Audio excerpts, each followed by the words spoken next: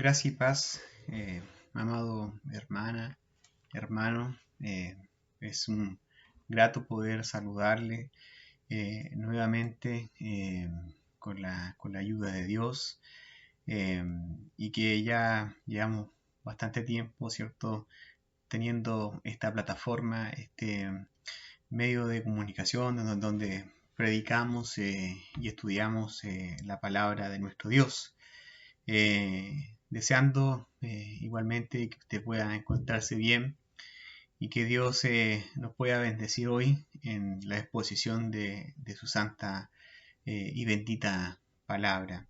Le invito a que podamos tener un tiempo de oración para poder rogar a Dios que Él pueda bendecirnos y nos conceda entendimiento en su palabra. Oremos a Dios. Padre, Dios eterno, en esta hora alabamos y bendecimos su santo y bendito nombre, Señor. Damos gracias, Señor, porque es a través de nuestro Señor Jesucristo que tenemos entrada al trono de la gracia, Señor. Reconociendo, Señor, nuestras debilidades, reconociendo nuestras faltas, nuestros pecados, Señor. Pero también, Señor, teniendo esperanza, Señor, de que usted nos perdone, Señor. En esta hora rogamos que podamos ser expuestos, Señor mío, a su palabra, que usted me sea ayudando, Señor, por medio del Espíritu Santo, a poder predicar, exponer su bendita palabra fielmente, Señor, para que en todo, Señor amado, usted sea la gloria, para usted sea toda honra y gloria, Señor. Dios bendice a cada uno de mis hermanos que están en sus hogares, Señor, junto a su familia, en el nombre de Jesús. Amén. Como ya cierto sabemos, nos convoca a poder estudiar el libro de Gálatas. Ya hemos avanzado, cierto, en el primer capítulo, segundo capítulo, y ya estamos en el tercer capítulo del libro de Gálatas, donde el apóstol Pablo, a través de ya los versículos que hemos leído, ¿cierto?, quiere corregir una condición que se estaba dando en esta iglesia de estos hermanos en Gálatas, donde falsos maestros judaizantes estaban introduciendo falsas enseñanzas y queriendo introducir de que era necesario poder circuncidarse, era necesario poder cumplir la ley como un complemento para poder salvarse. A través de también las obras. Entonces el apóstol Pablo, ¿cierto?, quien ya había predicado el Evangelio a los hermanos en Gálatas, está escribiendo esta carta para persuadir a los hermanos a que vuelvan y puedan ellos nuevamente encauzarse en el real Evangelio.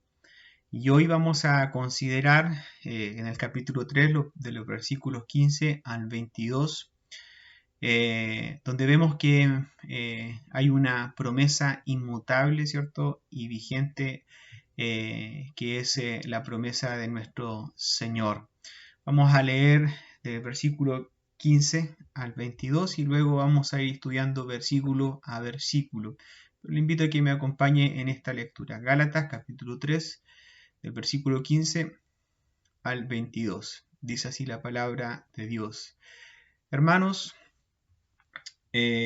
hablo en términos humanos. Un pacto, aunque sea de hombre, una vez ratificado, nadie lo invalida ni le añade. Ahora bien, a Abraham fueron hechas las promesas y a su simiente. No dice a las simientes como si hablase de muchos, sino como de uno, y a tu simiente, la cual es Cristo. Esto pues, digo, el pacto previamente ratificado por Dios para con Cristo, la ley que vino 430 años después no lo abroga para invalidar la promesa, porque si la herencia es por la ley, ya no es por la promesa, pero Dios la concedió a Abraham mediante la promesa. Entonces, ¿para qué sirve la ley?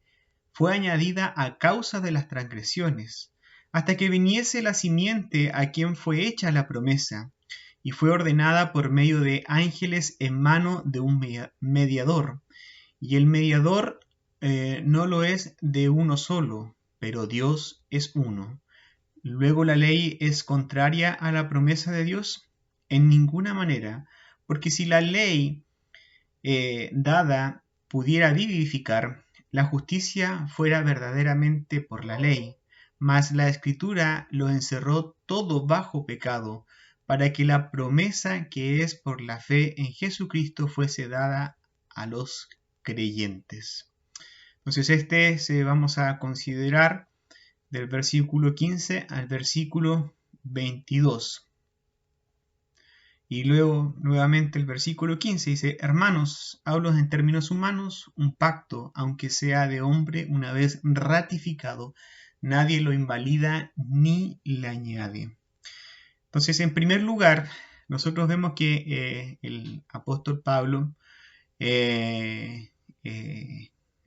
hablando ahora a los hermanos en Gálatas, ya no usa palabras de reprimendas como las que vimos en los capítulos anteriores, como insensato, ¿cierto? Sino que ahora el apóstol en este versículo 15 los llama hermanos, los llama, ¿cierto?, de una forma más cercana, más de poder llamar suavemente también la atención de estos cristianos en Gálatas. Y le habla sobre las características que tiene un pacto, ¿cierto? En este caso, cuando dice hablo en términos humanos, ¿cierto? En términos humanos. Un pacto, aunque sea de hombre, dice, una vez ratificado, nadie lo invalida ni lo añade. Entonces, en términos humanos, el apóstol Pablo le dice que un pacto que pueden establecer dos personas, ¿cierto? Si hoy en día nosotros tomásemos ese ejemplo, ¿cierto? Tendríamos que mencionar que cuando un hombre, ¿cierto? O una persona establece un contrato con otra persona y lo validan ante un notario, posteriormente a que ya las partes han firmado ante un notario, ya ese contrato, ¿cierto? No se le puede añadir nada. Entonces el apóstol Pablo está diciendo que eso mismo, que un pacto, aunque sea de hombre, dice, una vez ratificado, que la palabra acá también es validado, nadie lo invalida ni le añade. ¿Por qué? Porque ya fue cerrado, ¿cierto? Y por lo tanto no hay nada más que se le pueda añadir. Entonces el apóstol Pablo con este versículo 15 está de alguna forma preparando el terreno para lo que va a venir su argumentación. Porque dice el versículo 16, ahora bien, a Abraham fueron hechas las promesas y a su simiente. No dice a la simiente como si hablase de muchos, sino como de uno, y a tu simiente, la cual es Cristo. En el estudio pasado habíamos hablado que la fe de Abraham le fue contada por justicia ante Dios. Así es como nosotros lo vemos en la Escritura. Ahora el apóstol Pablo dice de que a Abraham fueron hechas las promesas y a su simiente. Entonces, lo que tenemos que nosotros saber cuáles son esas promesas, ¿cierto? ¿Cuáles son esas promesas que Dios estableció con Abraham? Y para poder mirar, ¿cierto? Con una mejor vista, tenemos que ir al Antiguo Testamento, específicamente a Génesis capítulo 15. ¿Y qué dice Génesis capítulo 15 del versículo 1 en adelante? Dice, después de estas cosas vino la palabra de Jehová a Abraham, ¿cierto? Todavía él no era Abraham, sino era Abram, en visión diciendo, no temas, Abram, yo soy tu escudo y tu galardón será sobremanera grande. Y respondió Abram, Señor Jehová, ¿qué me darás, siendo así que ando sin hijo? y el mayordomo de mi casa es ese Damasceno, Eliezer. Dijo también Abraham: Mira que no me has dado prole, y he aquí que será mi heredero un esclavo nacido en mi casa. Luego vino a él palabra de Jehová diciendo: No te heredará éste, sino un hijo tuyo será el que te heredará. Y lo llevó afuera y le dijo: Mira ahora los cielos y cuenta las estrellas, si las puedes contar. Y le dijo: Así será tu descendencia. Y creyó a Jehová y le fue contado por justicia. Y le dijo: Yo soy Jehová, que te saqué de Ur de los Caldeos para darte a heredar esta tierra. Y él respondió: Señor Jehová, ¿en qué conoceré que la he de heredar? Y le dijo: Tráeme una becerra de 3 años, una cabra de 3 años, un carnero de 3 años, una tórtola también, y un palomino. Y tomó él todo esto, y lo partió por la mitad, y puso cada mitad una frente a la otra, mas no partió las aves. Y descendían aves de rapiña sobre los cuerpos muertos, y Abraham las ahuyentaba. Mas a la caída del sol sobrecogió el sueño a Abraham, y he aquí que el temor de una grande oscuridad cayó sobre él. Entonces Jehová dijo a Abraham: Abraham, ten por cierto que tu descendencia morará en tierra ajena, y será esclava allí, y será oprimida 400 años. Mas también a la nación a la cual servirán juzgaré yo, y después de esto saldrán con gran riqueza, y tú vendrás a tus padres en paz, y serás sepultado en buena vejez, y en la 4ª generación volverán acá, porque aún no ha llegado a su colmo la maldad del amorreo hasta aquí. Y sucedió que puesto el sol y ya oscurecido, se veía un horno humeando y una antorcha de fuego que pasaba entre los animales dividido. En aquel día hizo Jehová un pacto con Abraham, diciendo: A tu descendencia daré esta tierra desde el río de Egipto hasta el río grande, el río Éufrate, la tierra de los ceneos, los ceneseos, los candomeos, los eteos, los fereceos, los refaitas, los amorreos, los cananeos, los gergeseos y los jebuseos. Entonces, vemos nosotros acá, en este pasaje de las Escrituras tan trascendental, que Jehová, ¿cierto?, de una forma unilateral, establece un pacto con Abraham. Nosotros bien sabemos que Abraham, ¿cierto?, antes de ser llamado por Jehová, él pertenecía a una tribu, ¿cierto?, como a un pueblo que era Ur de los Caldeos, ¿cierto?, un pueblo totalmente pagano. Y Dios le dio a Abraham una promesa, ¿cierto?, que nosotros vemos acá, que es un pacto particular. ¿Por qué? En aquel entonces, ¿cierto?, cuando dos personas pactaban, establecían un pacto, lo hacían cortando, en este caso, animales por la mitad.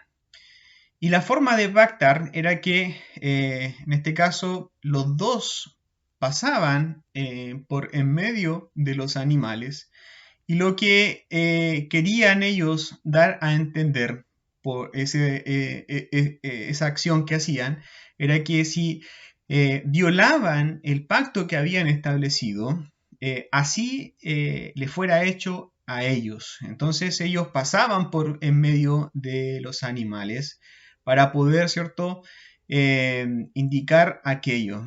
Ahora, dice el texto, ¿cierto?, que en Génesis capítulo 15, versículo 17, dice: Y sucedió que, puesto el sol y ya oscurecido, se veía un horno humeando y una antorcha de fuego que pasaba por entre los animales dividido. Entonces, en este pacto que Jehová hizo con Abraham, ¿cierto? Solo una de las partes pasó por en medio de la mitad de los animales. Entonces, este es el pacto que Dios hizo con Abraham. Y la promesa que Jehová, ¿cierto? Dio a Abraham era tan trascendental, ¿cierto? Que Jehová juró por sí mismo para que guardara, ¿cierto? Se guardara los términos del pacto que él había establecido con Abraham. Y Pablo agrega que la promesa que se estableció en Génesis capítulo 15, ¿cierto? Fue hecha a la simiente de Abraham y no a las simientes, ¿cierto? Hablando en términos de muchos. Por tanto, el argumento de los judaizantes que ellos sostenían que por el hecho de ser descendientes por la sangre de Abraham, tenían un cierto estatus frente a Dios. Lo que el apóstol, ¿cierto?, está haciendo una exégesis de lo que ocurrió, ¿cierto?, en el pacto que Dios hizo con Abraham, porque le señala y les dice que lo que en el fondo ellos estaban sosteniendo al decir de que por el hecho de ser descendientes de Abraham tenían un cierto estatus frente a Dios, era totalmente absurdo, ya que la palabra de Dios, ¿cierto?, dice que no fue hecha, ¿cierto?, a las simientes, sino dice como de uno, a tu simiente, la cual es Cristo. Así es como se estableció el pacto que Dios hizo con Abraham. Cristo es el centro de todo, absolutamente de todo. Por él fue hecha la promesa y Abraham creyó esa promesa y por eso le fue contado por justicia. Abraham creyó lo que Jehová le estaba entregando, se lo creyó absolutamente todo lo que Jehová le estaba dando y por esa razón, ¿cierto?, le fue contado por justicia. Y por lo tanto, ¿cierto?, nosotros vemos que el apóstol Pablo, ¿cierto?, está introduciendo estas cosas, trayendo a la memoria lo que decía el Antiguo Testamento para que los Gálatas entendiesen, ¿cierto?, y pudiesen comprender lo que las Escrituras señalaban, lo que él les había predicado. Nosotros vemos que Cristo es el centro de todo. Miren lo que dice Colosenses capítulo 1, versículo 16. Él es la imagen del Dios invisible, el primogénito de toda la creación, porque en Él fueron creadas todas las cosas, las que hay en los cielos y las que hay en la tierra, visibles e invisibles, sean tronos, sean dominios, sean principados, sean potestades. Todo fue creado por medio de Él y para Él. Y Él es ante todas las cosas, y todas las cosas en Él subsisten, y Él es la cabeza del cuerpo, que es la iglesia. Él, que es el principio, el primogénito de entre los muertos, para que en todo tenga la preeminencia. Por tanto agradó al Padre que en Él habitase toda plenitud, y por medio de Él reconciliar consigo todas las cosas, así las que están en la tierra como las que están en los cielos, haciendo la paz mediante la sangre de su cruz. Cristo es el centro de todas las cosas. Él es el centro, ¿cierto?, de la promesa que Dios, ¿cierto?, estaba estableciendo con Abraham. Y continúa el apóstol Pablo en su argumento a los Gálatas en el versículo 17, diciendo: esto pues digo, el pacto previamente ratificado por Dios para con Cristo, la ley que vino 430 años después no lo abroga para invalidar la promesa, porque si la herencia es por la ley, ya no es por la promesa, pero Dios la concedió a Abraham mediante la promesa. Paulo, como si estuviera dibujando una línea de tiempo, ¿cierto? Cronológica, dice que el pacto para con Cristo fue ratificado, fue validado, ¿cierto? ¿Por quién? Por Jehová fue validado. Por lo tanto, no pudo haber nada, ¿cierto?, superior a ese pacto. Dios estableció, Jehová, un pacto con Abraham, ¿cierto?, en un tiempo determinado, y dice el apóstol Pablo que luego de ese pacto, luego de que se estableciera ese pacto, 430 años después vino la ley, ¿cierto?, que Dios entregó a Moisés en el monte de Sinaí.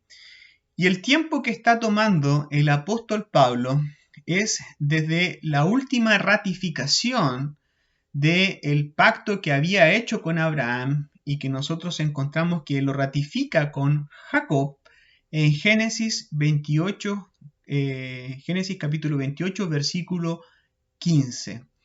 Entonces el apóstol Pablo está haciendo esta cronología de eventos porque es importante, porque primero está el pacto con Abraham. Y después de eso vino, ¿cierto?, el pacto que Dios estableció con el pueblo de Israel, ¿cierto? Y que Dios, Jehová, entregó los mandamientos y la ley, ¿cierto?, a Moisés en el monte de Sinaí. Pero hace una cronología para poder identificar de que el pacto que Dios había hecho con Abraham tenía una importancia tremenda. Paulo dice que la ley no abrogó el pacto que Dios había hecho con Abraham. O sea, no la anuló. Porque si la salvación viniese por la ley, entonces ya no sería por la promesa. Ya no sería por la promesa. O sea, esta promesa que si la salvación, ¿cierto?, la vivificación, si viniese, ¿cierto?, por la ley, entonces de alguna forma estaría de sobra la promesa que Jehová hizo y ese pacto que hizo con Abraham. Pero Dios estableció que la herencia viene por la promesa que él había hecho a Abraham. Entonces podemos concluir que, hermanos, que nadie se salvó ni se salvará por las obras que pueda hacer por la ley. No puede alguien salvarse por la ley, porque es imposible para el hombre poder obtener la salvación por medio de la ley. Dios en su palabra no estableció dos opciones o una opción conjugada para la salvación. No es que Dios haya dicho, bueno, ofrezco la salvación por creer, ¿cierto?, en Cristo, pero también está la opción, ¿cierto?, de poder salvarse por en medio de la ley. Dios no estableció eso, ni tampoco, ¿cierto?, Dios estableció una especie de conjugación de cosas para poder decir que, bueno, aquel que cree en Cristo, ¿cierto?, viene, ¿cierto?, a salvarse, pero es necesario, ¿cierto?, que cumpla todas las cosas, que haga acciones en su vida para poder tener una salvación completa. Eso es algo totalmente absurdo y además es menospreciar la obra, el sacrificio de nuestro Señor Jesucristo en la cruz. Establecer o pretender, ¿cierto?, de que bueno, yo creí en Cristo, soy cristiano, pero también tengo que hacer obras para poder salvarme, es menospreciar lo que Cristo ha hecho. Porque todo lo que nosotros vemos en la Escritura, desde Génesis hasta Apocalipsis, está centrado en Cristo, en su obra gloriosa que Él hizo en la cruz, en su pasión, ¿cierto? En su obediencia que Él hizo con Dios. Entonces nosotros no podemos menospreciar esa obra gloriosa que Cristo hizo en la cruz. Entonces establecer de que es necesario poder hacer obras, es necesario poder contribuir, ¿cierto? Allá a mi fe en Cristo, es algo que no tiene, ¿cierto? Asidero, es algo que realmente no toma en consideración la obra gloriosa de nuestro Señor Jesucristo.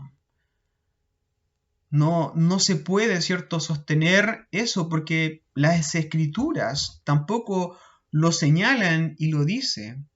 Versículo 19 dice, entonces, ¿para qué sirve la ley?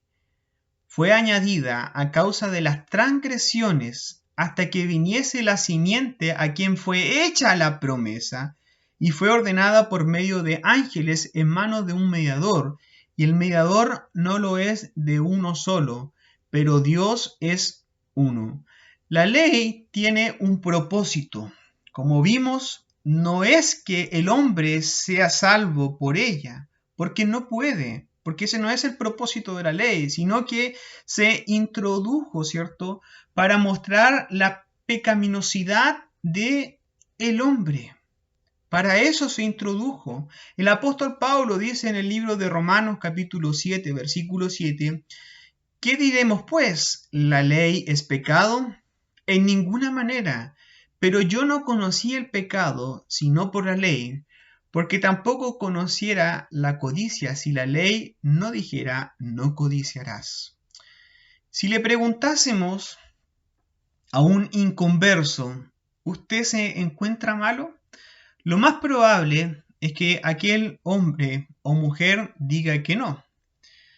Pero lo que nosotros le preguntaríamos, añadiendo a esa pregunta, sería ¿bajo qué parámetros o bajo qué referencia él se está midiendo?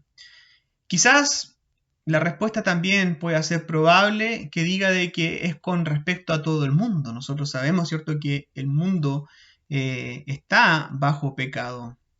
Pero si por la gracia de Dios ese hombre se comparase, ¿cierto?, con la ley de Dios y Dios lo iluminara y la gracia de Dios cayera sobre ese hombre, él vería claramente su pecaminosidad y su necesidad de un redentor que es Cristo.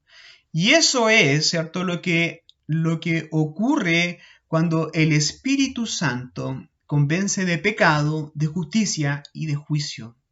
Nos hace ver, ¿cierto?, de que nosotros somos tan pecaminosos, en nosotros hay tanto pecado, que necesitamos un redentor, necesitamos a alguien que nos redima, necesitamos a un Salvador para poder salir de esta condición de pecado. Y eso es, ¿cierto?, lo que la ley nos muestra, evidencia totalmente cuán impactado estamos por el pecado, ¿cierto?, que entró por Adán. Cuán infectados estamos por el pecado. El pastor John MacArthur, en relación a esto, dice: la gracia de Dios carece de sentido para una persona que no se siente inadecuada delante de Dios o en gran necesidad de ayuda.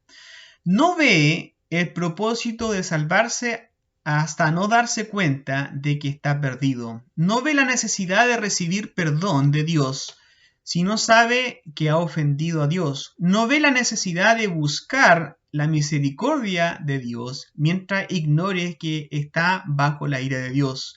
En conclusión, la ley tiene un propósito. Ya vimos que no es cierto el que el hombre sea salvo ante Dios por medio de la obediencia de la ley, porque no puede, ¿cierto? Ese no es el propósito. Pero nosotros vemos que la ley de Dios sí tiene un propósito, pero es inferior a la promesa, ¿cierto?, que Jehová estableció con Abraham, que es Cristo. Versículo 21 y 22. Dice, ¿luego la ley es contraria a la promesa de Dios? En ninguna manera, porque si la ley dada pudiera vivificar, la justicia fuera verdaderamente por la ley. Mas la Escritura lo encerró todo bajo pecado, para que la promesa que es por la fe en Jesucristo fuese dada a los creyentes.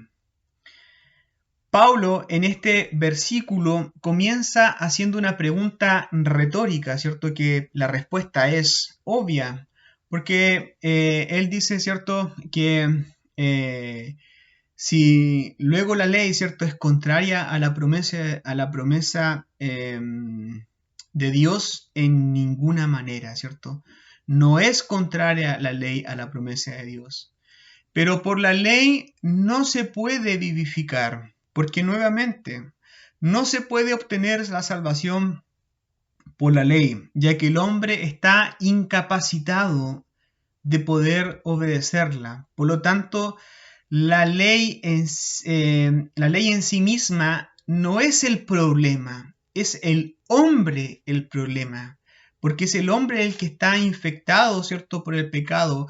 El apóstol Pablo dice que la ley es buena, pero es el hombre, ¿cierto?, el que tiene el problema.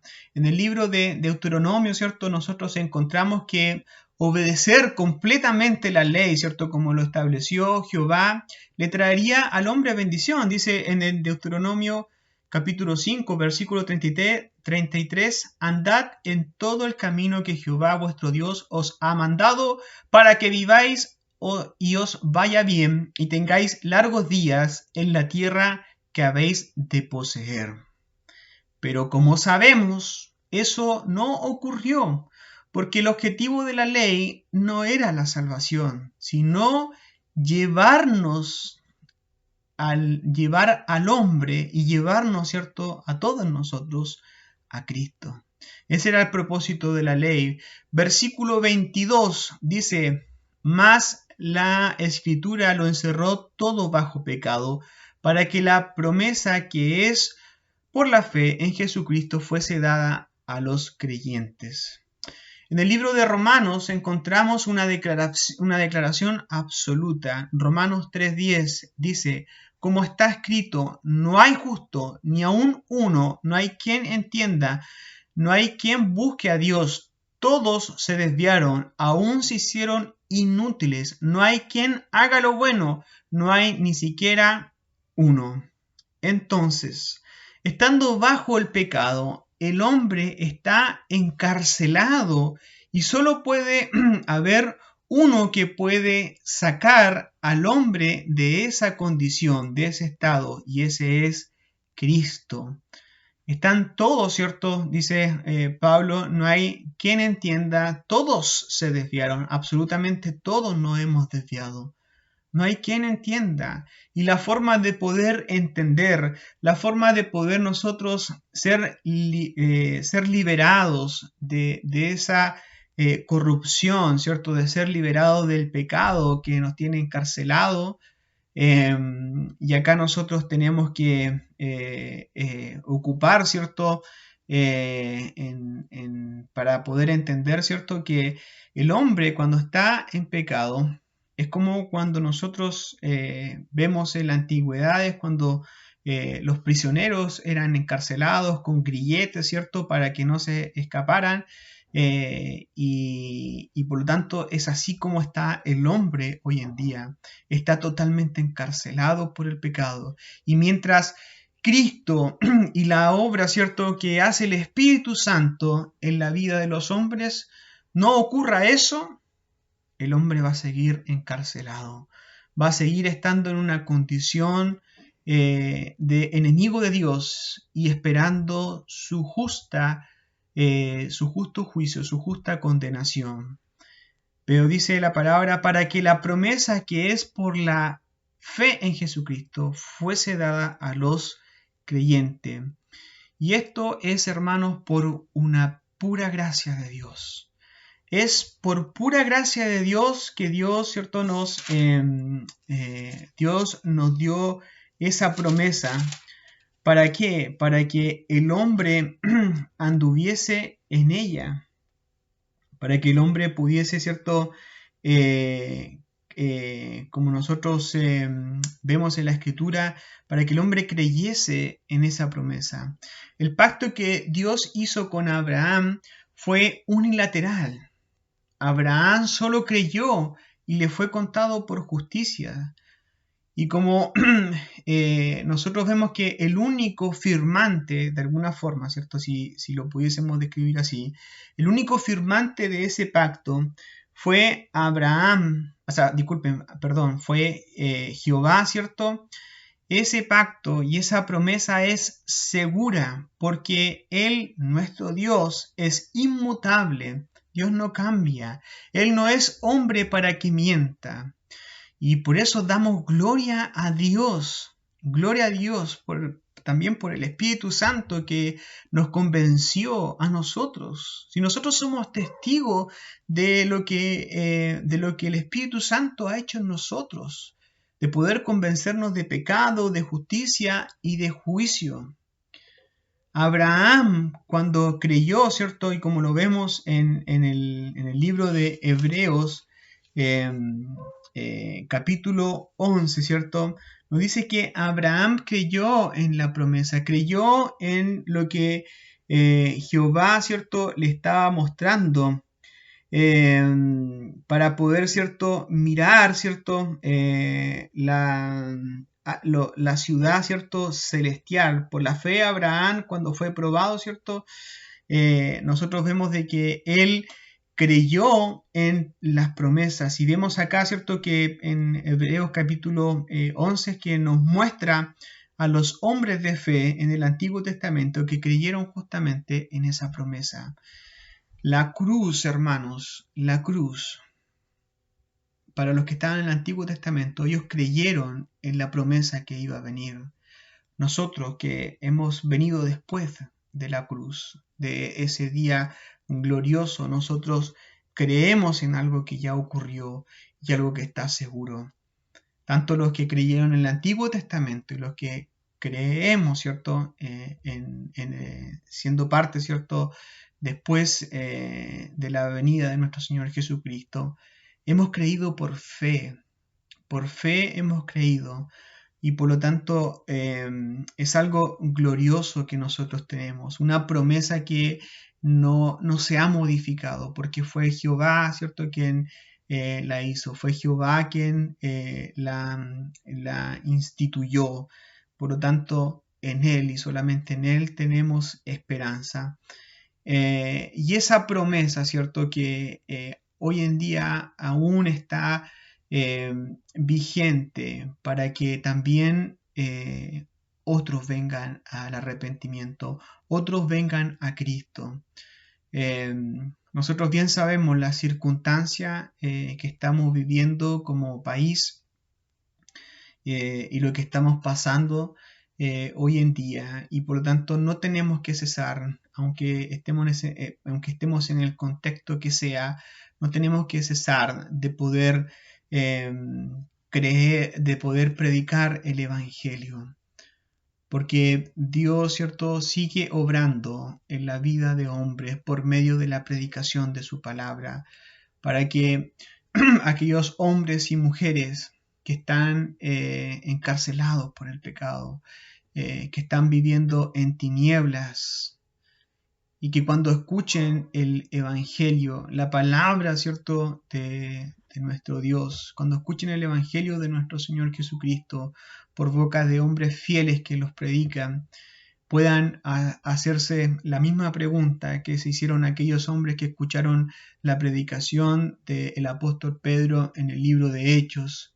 ¿Qué haremos, pues, hermanos?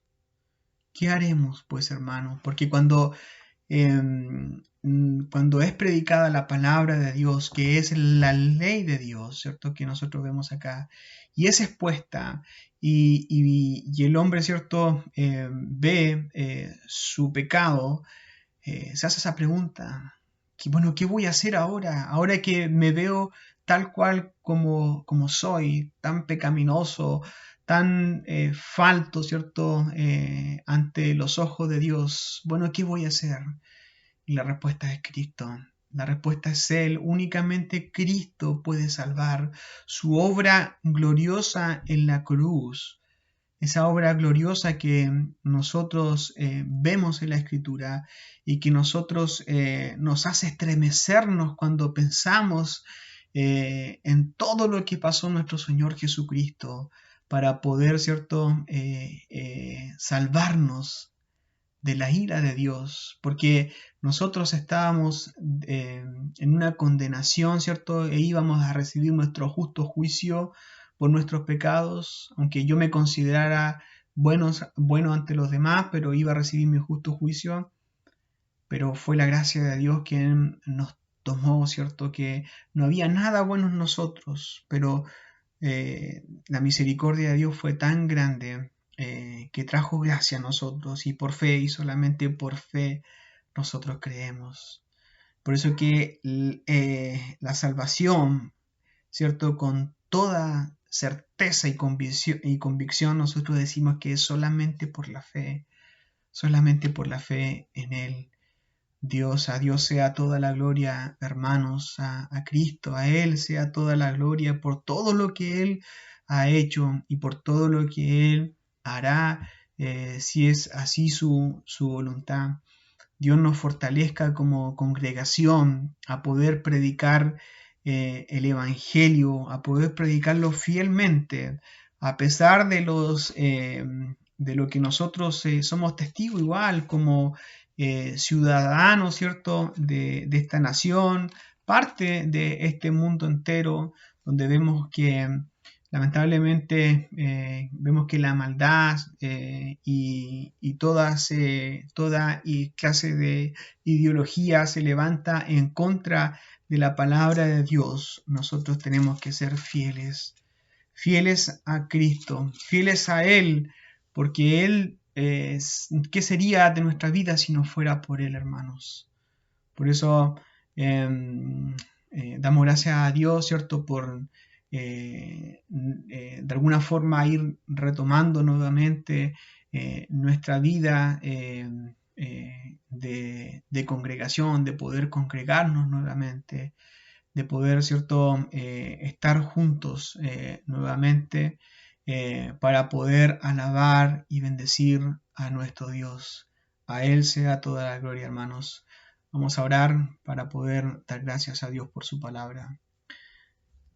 Bendito y buen Dios, en esta hora, Señor, agradecemos su misericordia, su bondad, Señor, rogando que usted, Señor amado, tenga bien de poder bendecirnos, fortalecernos, Señor amado, a poder entender su palabra, Señor, a entender, oh Señor amado, que Cristo, nuestro Salvador, nuestro mediador, nuestro sumo sacerdote, nuestro Rey, nuestro todo, Él es el centro de todas las cosas, Señor, y que usted así lo estableció para que Él fuese, Señor, el centro, para que nosotros fuésemos, Señor, por la obra también gloriosa del Espíritu Santo ante sus pies, a correr delante de sus pies.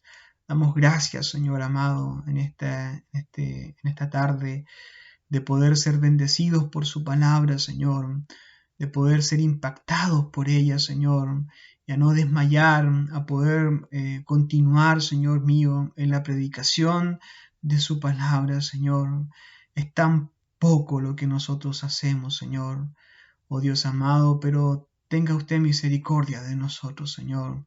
Dios, en esta hora ruego para que también si alguna persona haya escuchado este mensaje, Señor, que usted por medio de su palabra, Señor, pueda impactar aquellas vidas, Señor, pueda librar, Señor mío, y poder salvar aquellas vidas, aquellas almas, Señor, que se encuentran en condenación. Ayúdanos, Señor, en el nombre de Jesús. Amén. Dios le bendiga, amado hermano y hermana, y nos estamos viendo.